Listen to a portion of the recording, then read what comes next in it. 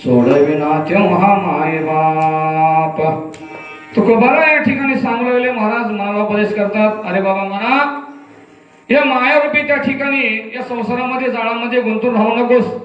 का एक किराता महाराज त्या ठिकाणी मासा धरायला तळ्यामध्ये गेला, नदीमध्ये गेलेला आहे. जो नदीमध्ये एक पाय ठेवून मध्ये त्या ठिकाणी जाळा पैसे टाकतो महाराज, तो जाळा जरी टाकलं त्याच्यामध्ये एक मासा लय हुशार असते. का कसला जरी मोठा जरी जाळा असलं तर ते मासा महाराज सरळ त्या किराताच्या पायापाशी असते, पाय धरून असते.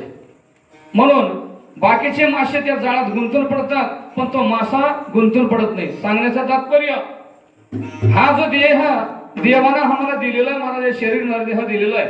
या नरदेहामध्ये उसने आपल्याला देवही होता येतं आणि त्या ठिकाणी आपल्या संपूर्ण आयुष्याचं त्या ठिकाणी नाश सुद्धा करता येतं.